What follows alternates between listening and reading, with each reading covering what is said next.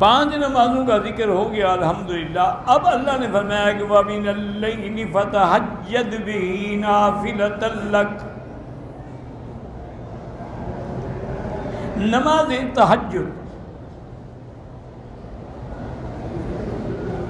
اس کا پہلا حکم تو آیا تھا سورۃ المزمل میں کہ اللہ نے حکم دیا تھا. پہلی صورتیں ہیں قُمِ اللَّيْلَ إِلَّا قَلِيلًا, ساری رات عبادت کرو, تھوڑا آرام بھی کر لو.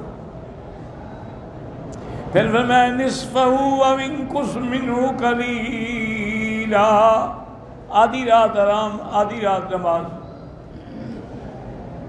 پھر یہ بھی تھا کہ چلو آدھی رات سے بھی کچھ کم, یعنی 2/3 رات کے آرام اور 1/3 نماز. تو جب یہ حکم آیا تو حضور بھی عمل فرماتے, صحابہ بھی عمل فرماتے, لیکن ان پر بڑا شاک گزرتا کیونکہ گھڑیاں تو تھی نہیں. تو خوف ہوتا تھا کہ بھی کیا واقعی ہم نے 2 حصے رات کے آرام کر کے 1 حصہ عبادت کیا, یا کم تو نہیں ہو گئی, زیادہ تو نہیں ہو گئی. اللہ نے پھر رعایت فرما دی کہ اب تمہاری رعایت ہے فَقْرَؤُوا مَا تَيَسَّرَ, جتنا ممکن ہو سکے پڑھ لو. اب آدھی رات یا 1/3 یا 2/3 جاگنے کی ضرورت نہیں ہے. اور یہ بھی سمجھ لیں کہ تہجد جو ہے صحیح حدیثوں میں جو ثابت ہے وہ یہ ہے کہ حضور پاک صلی اللہ علیہ وسلم 11 رکعت پڑھتے تھے. کیا مانا؟ 8 رکعت تہجد, 3 رکعت وتر.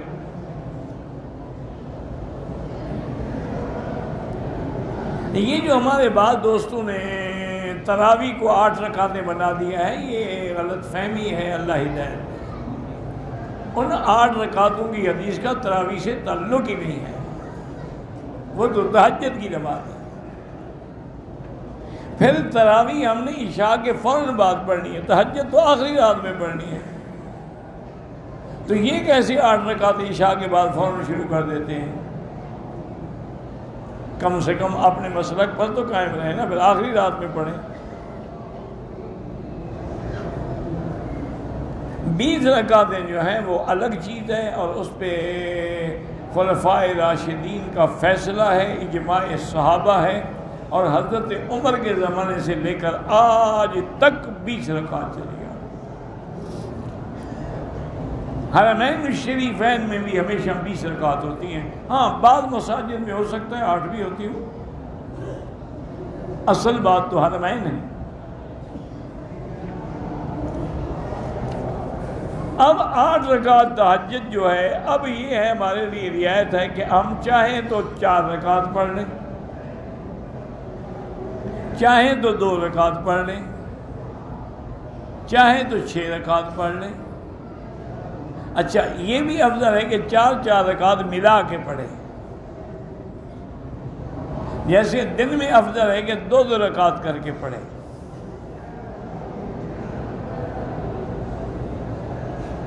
اور جب تہجد پڑھ لیں تو سب سے آخر میں پھر ہم وتر پڑھیں. وتر پڑھنے کے بعد اب کوئی نماز نہ پڑھیں, چونکہ اب صبح کی اذان ہو جائے گی. اذان کے بعد پھر 2 رکعت سنت پڑھیں گے فجر کی.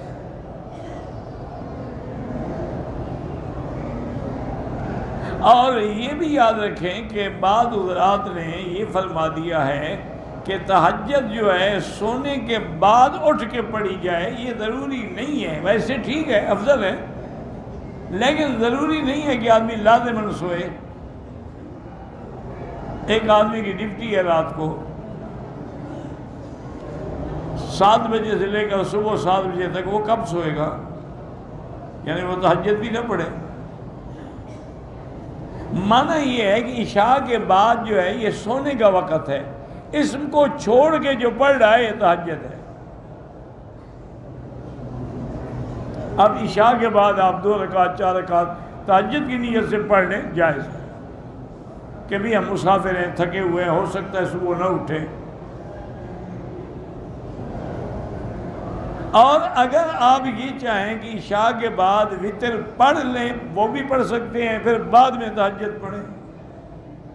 وہ جو ہے نا کہ وتر آخر میں پڑھو، وہ معنی یہ ہے کہ اگر تم نے تہجد نہیں پڑھی، صبح کو پڑھی ہے، تو اب آخر میں پڑھو وتر۔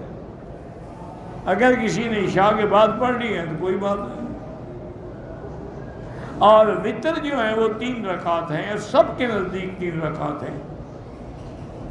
فرق صرف یہ ہے کہ بعض ائمہ کرام فصل کرتے ہیں کہ 2 رکعت پڑھ کے سلام پھیر کے پھر 1 رکعت پڑھتے وہ بھی 3 رکعت ہے۔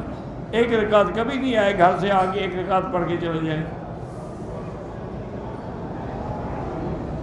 پہلے 2 رکعت وہ بھی پڑھتے ہیں۔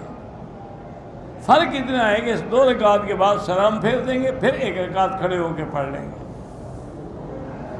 اور احناف کے نزدیک یہ ہے کہ 3 رکعتیں ملا کے پڑھو، جیسے مغرب کی نماز پڑھتے ہو، اور سلام آخر میں ہو۔ اسی طرح دعائے قنوت ہے، وہ رکوع سے پہلے بھی ثابت ہے، رکوع کے بعد بھی ثابت ہے۔ دعائے قنوت ہاتھ اٹھا کے دعا کرنا بھی ثابت ہے، اور ہاتھ باندھ کے دعا کرنا بھی ثابت ہے۔ اس لیے ان مسائل میں بلا وجہ نہ الجھا کریں اور نہ ایک دوسرے کو گالیاں دیا کریں۔ جو بھی نماز پڑھ رہا ہے اللہ کا شکر کرے۔ اور یہ تہجد کا وقت جو ہے اس میں دعا بڑی منظور ہوتی ہے، چونکہ یہ وہ وقت ہے جب اللہ تبارک و تعالی عرش معلیٰ سے آسمان دنیا پہ نزول اجلال فرماتے ہیں، جیسے ان کی شان کو زیبا ہے، اور پھر اللہ اعلان فرماتے ہیں کہ ہے کوئی مجھ سے مانگنے والا، تو یہ بڑی رحمت کا وقت ہے کہ تہجد کے وقت میں آدمی نماز پڑھے اور گڑ گڑا کے رو کے اللہ سے دعا مانگے، انشاءاللہ یقیناً کام بن جاتا ہے۔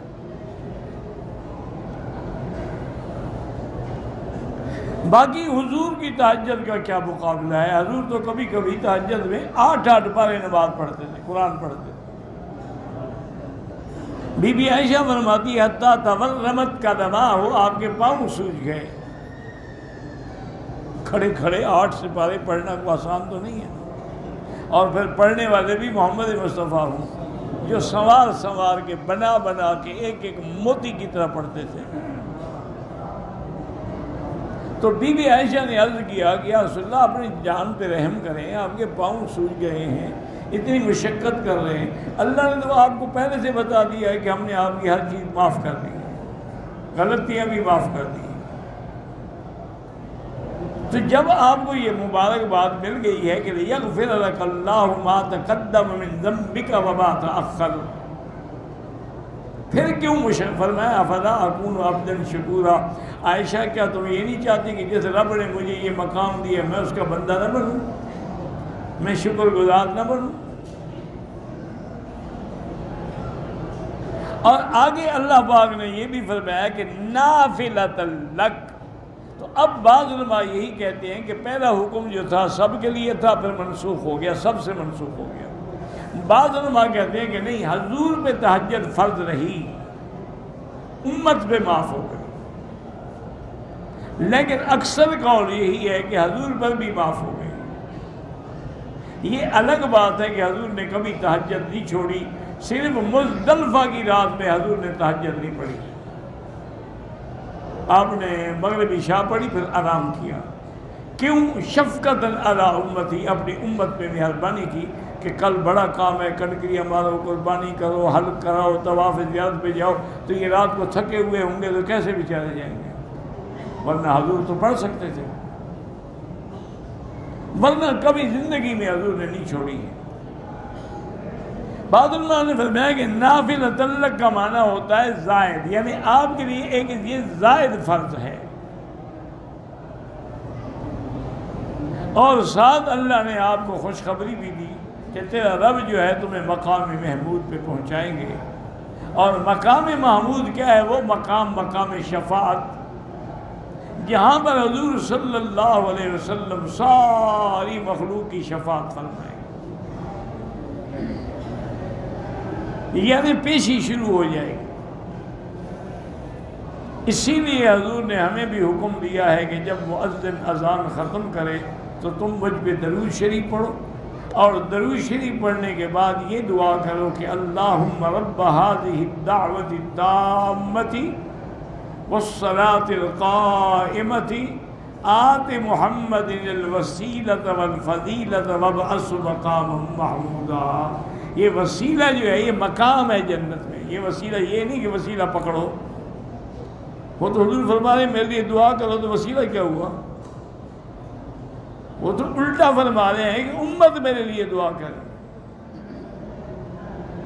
اب اس دعا کا فائدہ جو ہے وہ بھی ہمیں ہے، حضور کو تو کوئی ضرورت نہیں۔